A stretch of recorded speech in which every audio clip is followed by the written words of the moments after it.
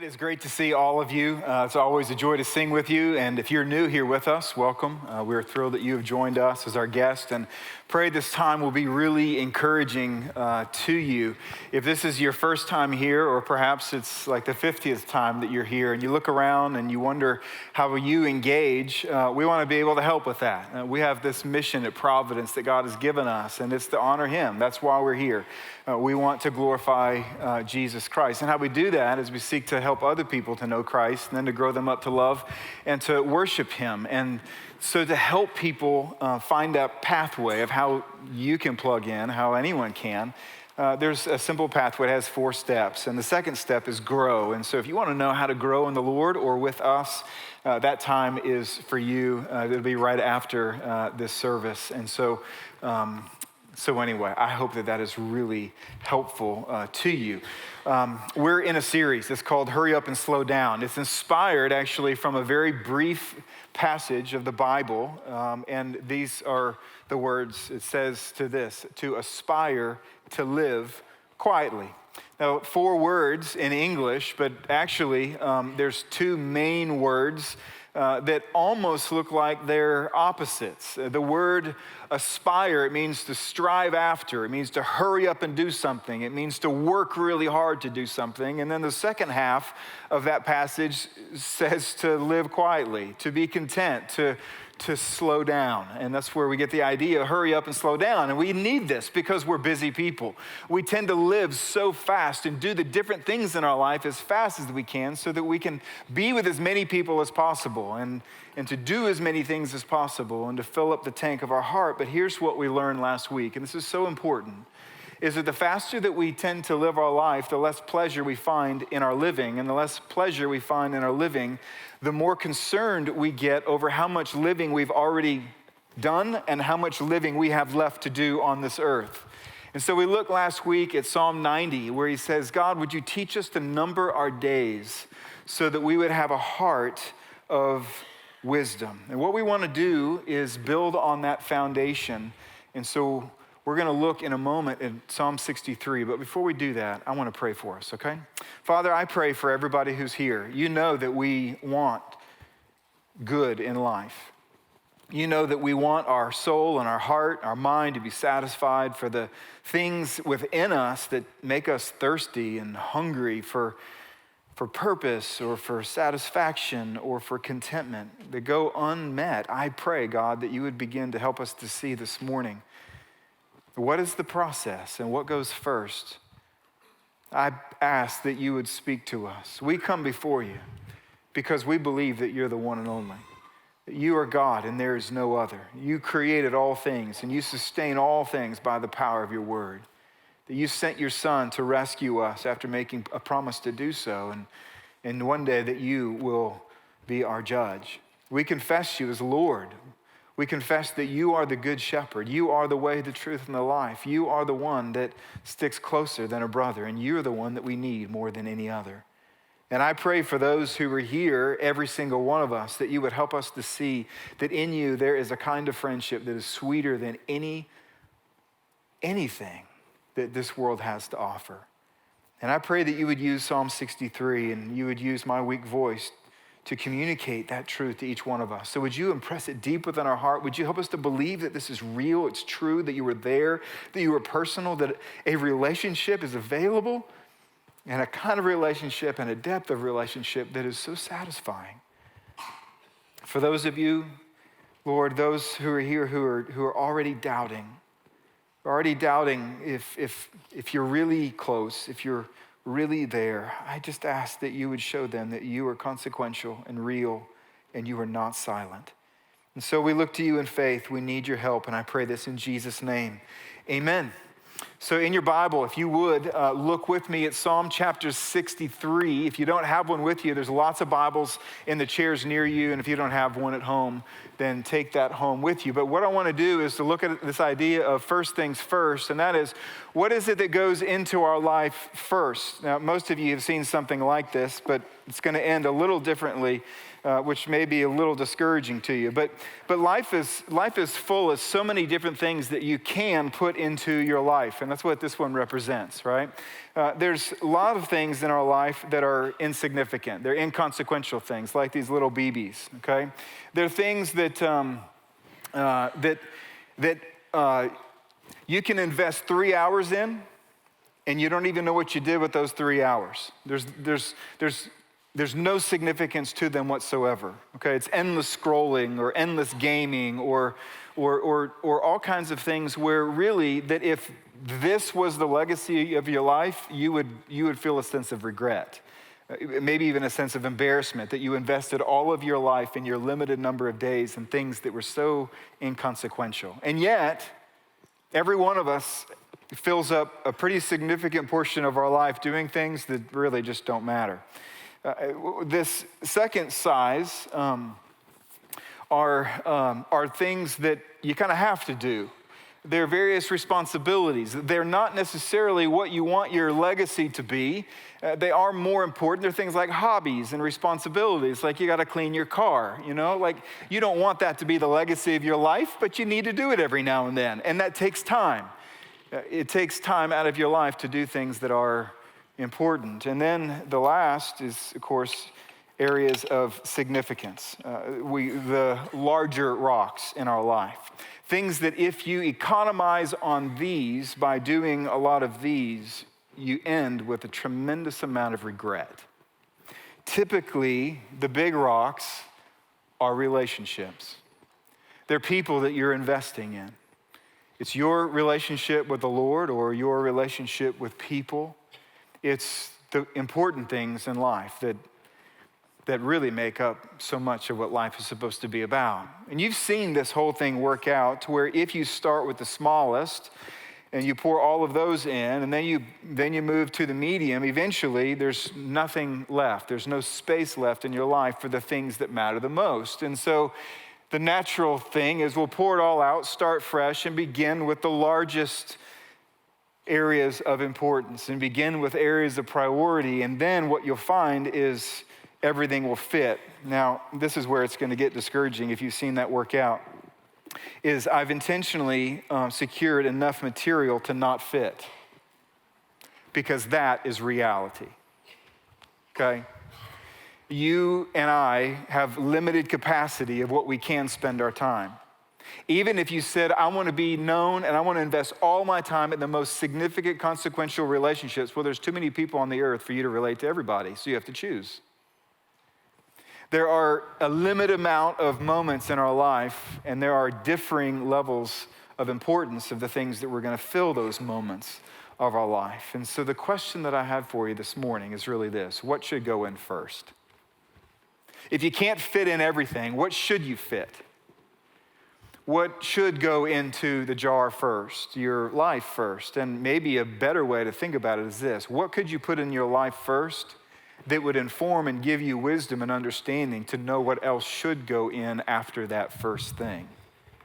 And what I want to show you this morning from Psalm 63 is that first thing is the Lord himself. It's a relationship with God. Now, the Bible is not going to use the word priority. It's going to use the word seek.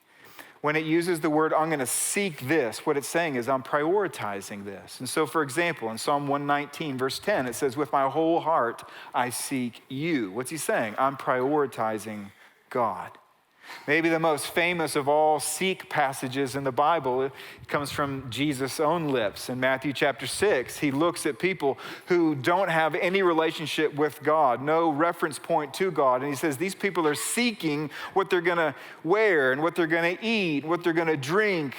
He goes, but these aren't the things that you should seek. No, you seek first the kingdom of God and his righteousness. Prioritize this over what you're going to eat and what you're going to drink and what you're going to wear. This is more important. Well, in Psalm 63, we find a man, his name is David. He's the king of Israel, and he's going to talk about who he's seeking and what he's seeking. But every psalm has a context, and this context is fascinating, and I want to tell you the context before I read it so you can appreciate it a little bit more as we read it. In 2 Samuel chapter 15, David is the king, and his son Absalom tries to overthrow his throne. And so David has to flee the city for his life and run into the wilderness with just a few people, his bodyguards. There's a limited amount of water, limited amount of food. His own son is trying to kill him. He's had to leave the rest of his family. He's had to leave his cabinet. He's had to leave his responsibilities as king. He's had to leave everything that fills up his day, just like the things that you fill up your day. And he had to be removed without any planning whatsoever. Think about how unsettling that would be if whatever it is that you have planned this week, I picked you up, kidnapped you, and put you in some cave somewhere, and you weren't able to do everything and be around everybody that's most important to you. Well, this is what's happening with David. This is a stressful time, and he's thirsty, and he's hungry, and he looks around, and it's hot. He's in the middle of the desert. And notice what he says in that moment. He says, "Oh God, you are my God. Earnestly I seek you. My soul thirsts for you. My flesh faints for you, as in a dry and weary land where there is no water. So I have looked upon you in the sanctuary, beholding your power and glory. Because your steadfast love is better than life, my lips will praise you, and I will praise you as long as I live. And in your name I will lift up my hands. My soul will be satisfied as with fat and rich food, and my mouth will praise you with joyful lips. When I remember you upon my bed and meditate on you in the watches of the night, for you have been my help, and in the shadow of your wings I will sing for joy. My soul clings to you, and my right hand upholds me. Your right hand upholds me. But those who seek to destroy my life shall go down into the depths of the earth. They shall be given over to the power of the sword, and they shall be a portion for jackals. But the king shall rejoice in God, and all who swear by him shall exult, for the mouths of liars will be stopped."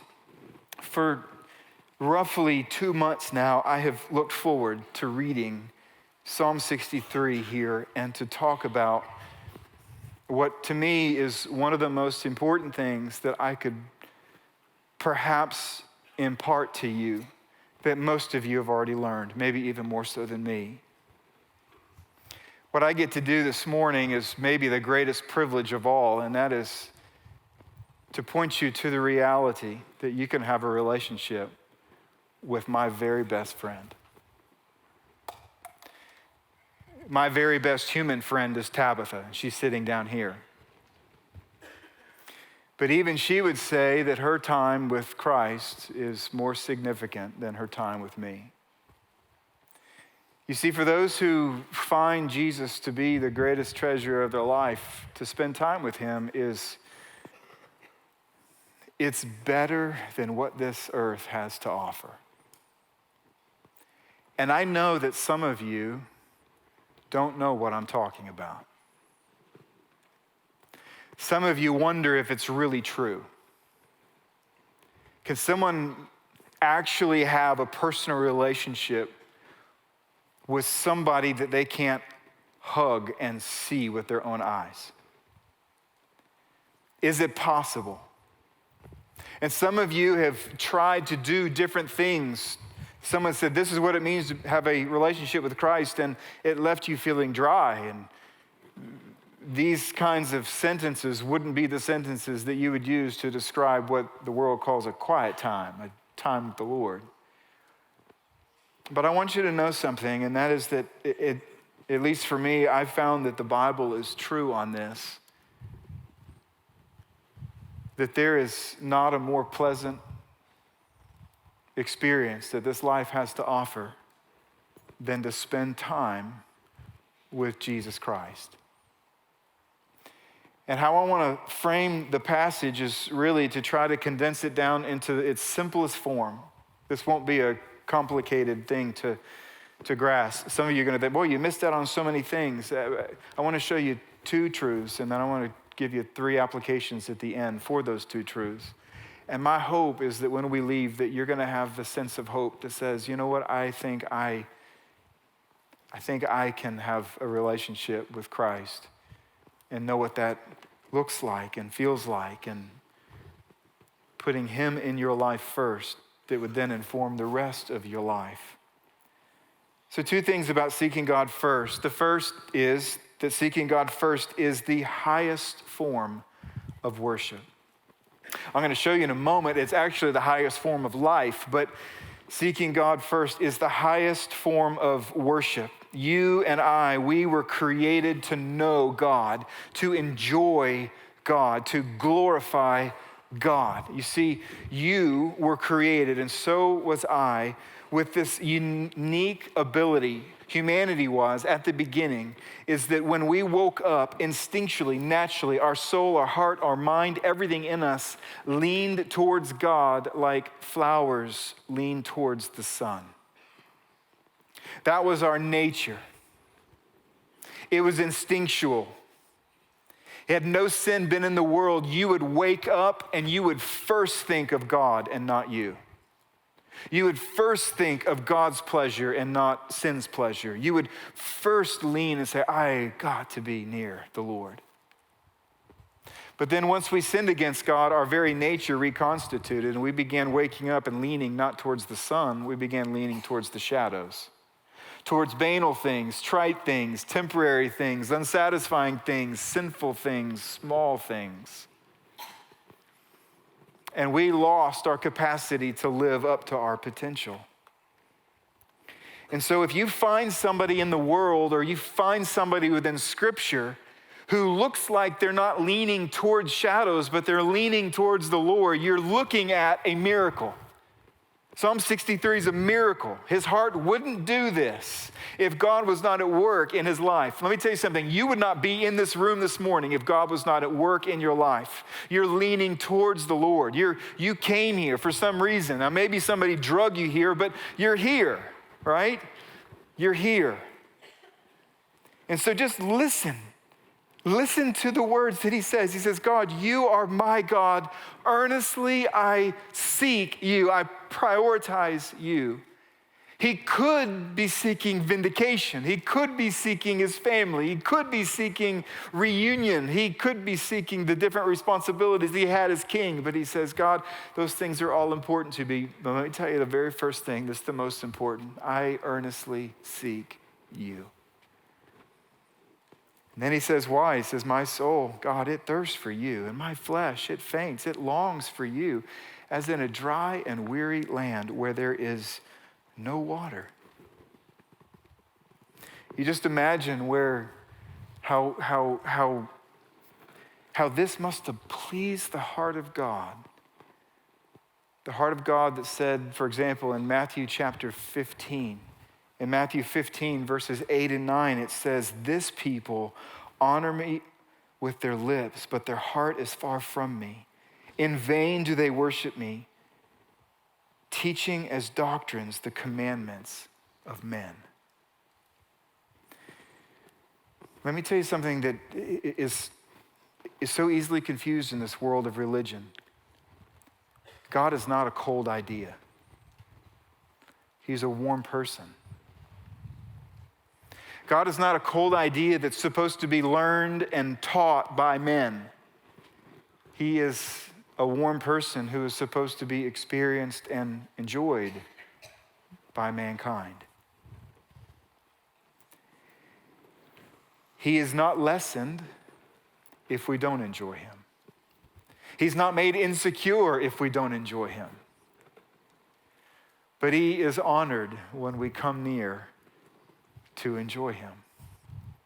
I know this sounds really weird because it sounds very wanting, but God wants to be wanted. You see, you're created in the image of God, right? And you want to be wanted. What that means is that you resemble some of the longings of God's own heart. And throughout the scriptures, we find places where he says, I want you to want me for me. Not just my gifts. And that's why he says, look, you honor me with your lips, but your heart is so far from me. He wants to be wanted. So just imagine his joy when David continued in verse 2 and he says, God, I have beheld with my eyes your glory and power. It's just better than life. And he goes on and he says, my lips are going to praise you and I'm going to bless you. And like a little kid that looks up to mom and dad, and raises his or her little hands, says, I'm going to lift my hands up to you. Some of you, you've never lifted your hands up to the Lord, and it's really a shame because it's really freeing to you. But there's a better reason why you should lift your hands up to the Lord, and that is because he likes it. He's not a cold idea. He is a person with personhood and emotions. For those of you who are parents or guardians of a child, a little kid, and they raise their hands up to you, it feels so good because it's like this. They're looking to me for protection. They're looking to me for comfort. This is God. He loves when we lift our hands up to him. He loves when we sing to him. That's why we do these things. And he says, God, my soul clings to you. Literally, the word is cleave. As in marriage, a man shall leave and cleave. Same word. It clings to you. So why should we seek God first? Because the highest form of living is worship, and the highest form of worship is love, and the highest form of love is seeking first. Think about it this way. Think about somebody you love saying these things to you in a love letter. We'd go, I want to be wanted like that. Well, so does God. And so the first reason we do this is because it's the very highest form of worship, which is really the highest form of life. The second thing I want you to see is that seeking God first is the deepest pursuit of pleasure. What that means is he's not only doing it because God is worthy of it, he's doing this because he is hungry for it. Sometimes I hear people say things like, our devotion must be free from self-interest if it's to be sincere. That kind of theology would make David toss his cookies. Are you kidding? Look what he says. He says, God, my soul will be satisfied if I have gone to this banquet hall and there is this huge feast full of the heaviest, richest, fattest of foods. Some of us, we can't even imagine that because like kale is our thing. But like most of us, like our last meal, like if you're offered a last meal, you don't go, a little side of kale. No, you want something filling. Usually it has protein, it's usually meat or a lot of butter or carbs. It's something, it's comfort food.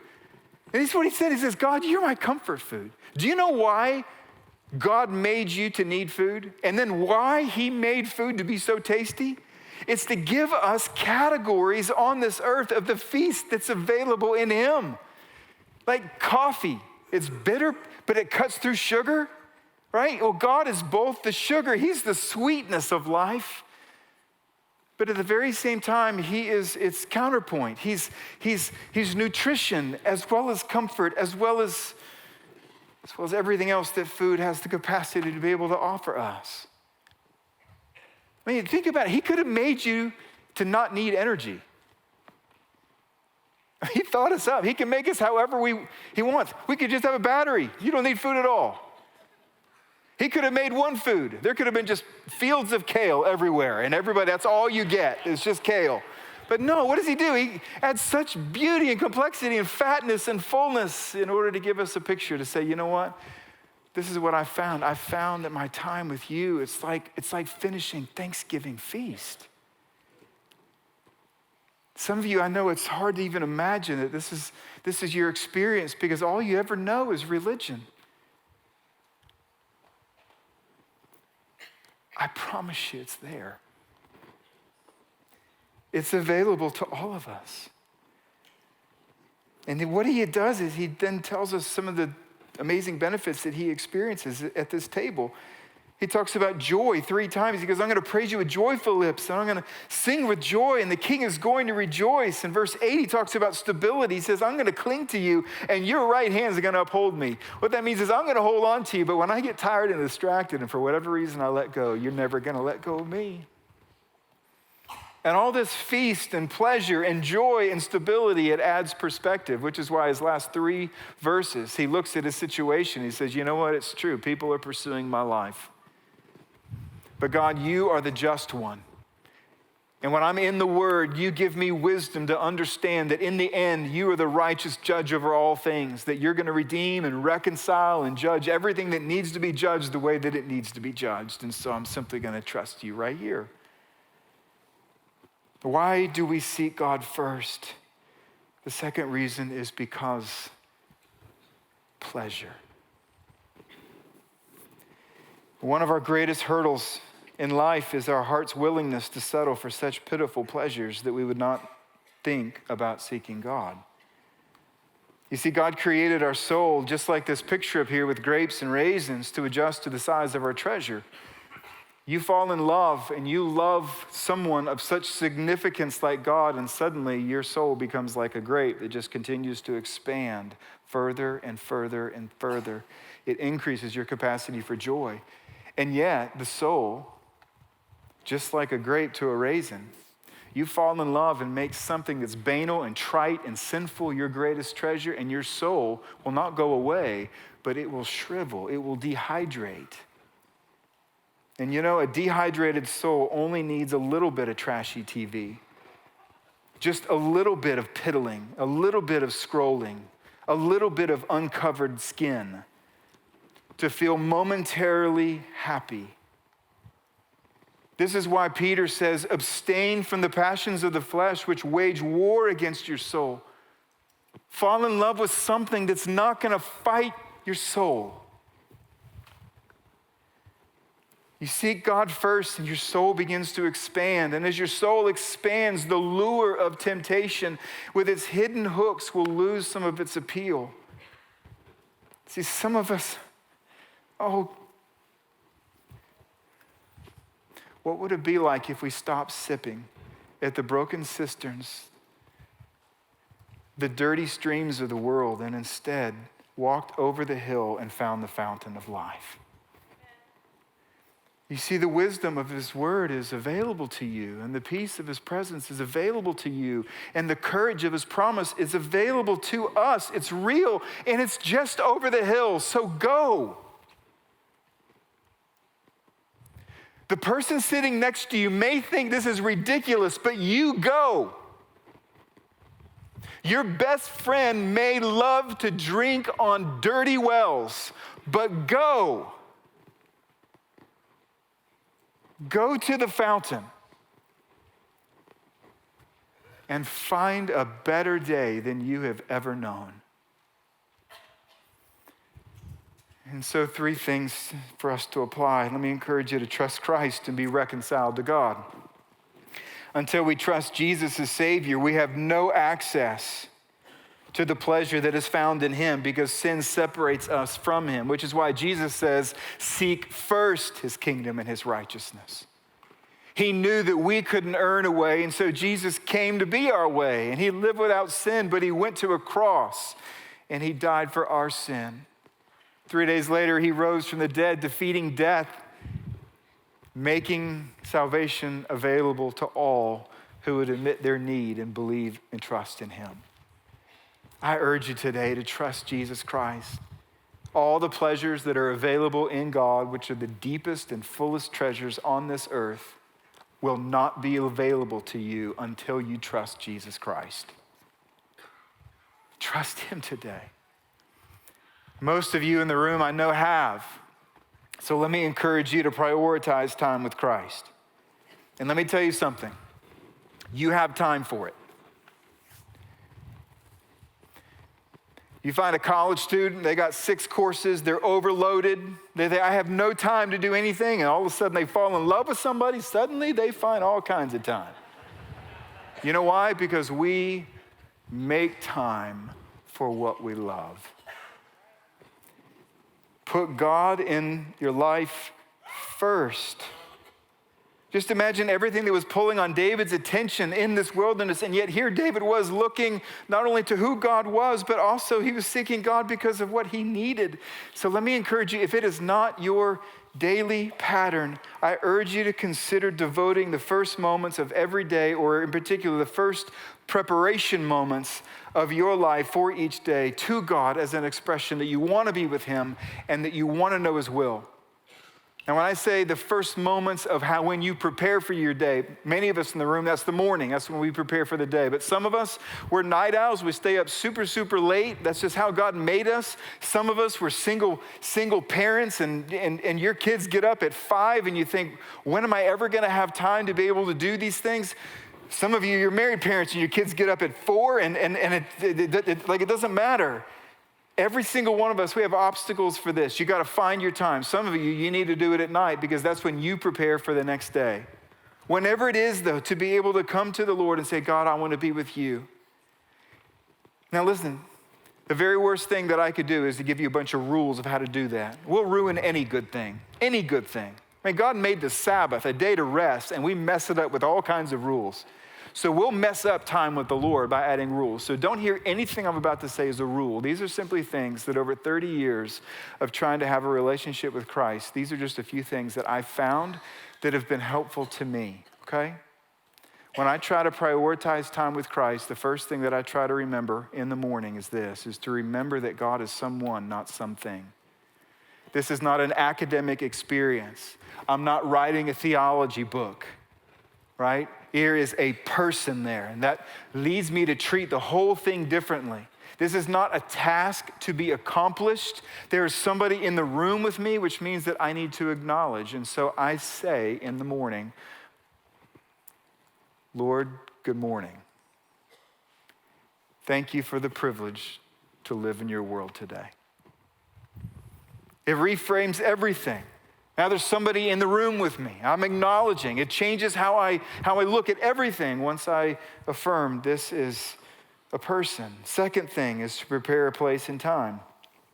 To prepare a place and time. Some of you have a chair. Some of you have an office. Some of you have a closet. Some of you, it's your car. You have a long commute, and so you pray. You spend some time with the Lord in the car. It doesn't matter, but to prepare to have a place and a time. Now, when I say prepare, this is what I do. Now, some of you say, well, I'm just not going to do that. That's cool. Don't. At night, I get so excited about what's going to happen in the morning that I prepare for it. I go to my office at the house, and I clean off all my desk of things that could distract me first thing in the morning. And then I open up the Bible to where I'm going to be reading. And I open it, and I've just read it. And I put my pen right there. I just can't wait to get there.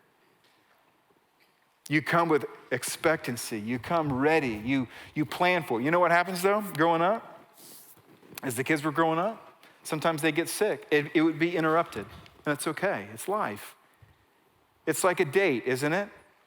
Like if you have been married for a long time or if you've been dating a long time, not every date is like a 10. But you continue to do it day after day or week after week. You continue to prioritize that relationship because the consistency is actually doing something deep within. Third thing I always try to do is open with prayer. My mind is racing when I wake up in the morning. And so the first thing I have to do is to say, God, I got to come underneath you. And so this is what I do. Jesus taught us to pray. He says, hallowed be your name. Your kingdom come, your will be done on earth as it is in heaven. And so I pause and I say, God, before I do anything, I simply want to affirm that you're the great one and you have all authority over my life and you get to call all the shots. Usually I start talking about things that I admire about him. You're righteous and you're holy and you're good, and you're kind and you're generous and you've been good to me. I just want to acknowledge all of it. And then I open the Bible. It's usually already open. There's a place. Pick a book. They're all good, so just pick one, right? Don't jump around, just see where the Lord leads me this morning, let me read that. No. They're written with intent, and so read a book. Pick one. Some of them are real short, some of them are real long. If it's real long, just a section of that book and maybe a paragraph, a sentence, maybe a chapter, and you read. We've provided this journal. They're out in the lobby if you don't have one. Don't use, if you have a way to do this, then just smile at me and say, oh, that's cute that he put a little thing together, but it doesn't matter because I got my way, right? But if you don't have a way, this is a way. It's not the way, it's a way. It's been put together to simply help you. And so you turn and there's a day and you go, hey, there's the day and there's a passage to read and you read that passage. And this journal this year, we've added something a little bit different in the hope, not that you'll become a journaler. Some of you goes, I'm just not a journaler. I'm not a journaler. I have a hard time journaling, right? You don't want to journal? Don't, right? It's for your benefit. But what it does is it leads you through 4 different sections. So Hopefully it'll help you interact with the text in a way that you can pull out an application and take you with you for the rest of your day. And so this is how it goes. Let's just say it's today. Well, today in the actual Bible reading journal, it says the text of the sermon. And so you could write up there Psalm 63, right? And so then what it does is it says highlight. Now that's just a highlight to you. And there's no right one. They're all really good, all right? So just pick a verse or two and you write it down. When I did it last night, I said, you know what? Psalm 63 verse 8 is really encouraging to me. It says, my soul clings to you and your right hand upholds me. And then there's a little section for E, which is explain. That means explain it in your words. Why is it important to you? What does it mean to you? So I just wrote, you know what? Christ not only lets me cling to him, he holds me. Nothing is as strong as his right hand. Nobody can make him let go of me. I may get tired and distracted, but Christ won't let me go. Then you go to A, application. What am I going to do with this truth in my life? I'm going to trust that Christ is holding me today. Even when I stumble, I'm going to trust that he will pick me up and forgive me. And I'm going to try to share this truth with somebody today. And then you move to respond. And to me, respond is simply a prayer. It's to look to God and to say, okay, God, this is what I've just read in Psalm 63. And you start praying some of what you just read. Maybe even that verse, God, I want to cling to you today. Would you help me to cling to you today?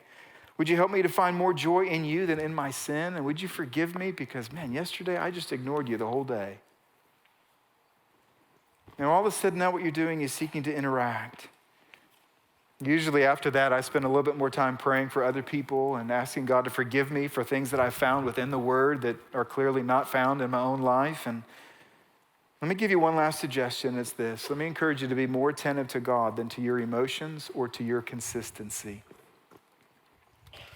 In other words, if you were to go to an art gallery, I would encourage you to look at the art, not look at how you think about the art or feel about the art. Some of us, you hear this and you think, you know, I've tried that before. You know, I've missed 4 days this week. I'm not very consistent with it anyway. I'm really not getting much out of it anyway. Listen, there are things that are happening in your soul when you pray and when you sit before Christ, then your soul may not be able to feel and translate to your mind of what's happening. Deeper things are happening, though, when you sit in the Word of God. Don't go to the Grand Canyon with a mirror, okay? Look at the canyon. Look at God. Interact with him. Don't sit there and say, you know, I just don't know what I feel about this. It's not, I know it's hard to believe. It's just not about you. It's not. It's about him, and it's how we're living in his world. And so prioritize time. Last thing is let's look to Christ throughout our distracting days. Even if you have like a rock star quiet time one morning, it may take 15 minutes after you shut the Bible and leave, and all of a sudden someone pulls out in front of you and Jesus is not anywhere in your view of understanding. It's just me and my anger now, right? And so you need regular moments and regular reminders throughout your life where you can steal away time. Those of you who cook meals, things, all kinds of chaos, put a scripture verse on your refrigerator so that you can steal a moment with the Lord even when you're doing something else. Write a verse, stick it on your mirror. If you're in a meeting all day, right? Pause just at regular intervals and say, God, I just want you to know I still recognize, even though I'm here and this isn't how I necessarily want to spend all of my day, it's all you. So would you just refocus my attention on you? See, here's the deal. When David hit his last period on Psalm 63, he was still in the desert being hunted by his son. And so throughout the rest of that day, he needed to keep looking back to the Lord.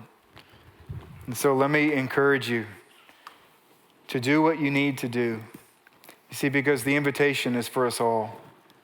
Come to me, all who labor and are heavy laden, and I will give you rest. So let me pray for you. Father in heaven, I ask that you would help us to see that this is available.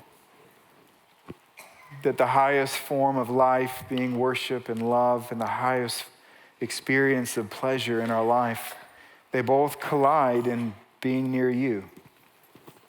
For those that doubt and who are skeptical, I ask, God, that you would open up their eyes and help them to see wonderful things in your word and help them to believe them. For those who are skeptical because they've tried, and the meal felt like crackers and not a feast. I pray, Father, that as they labor to seek you, that you would open up their heart and open up your word to their heart tomorrow morning in such a way that confirms everything that David said is true, that to be near you and with you is the greatest pleasure on earth. So help us to seek the first things first. We love you and we need you. Would you help us now to sing to you, to lift our hands to you, to sing to you with joy, and to give to you and what you're doing around the world. We pray all of this in Christ's name. Amen.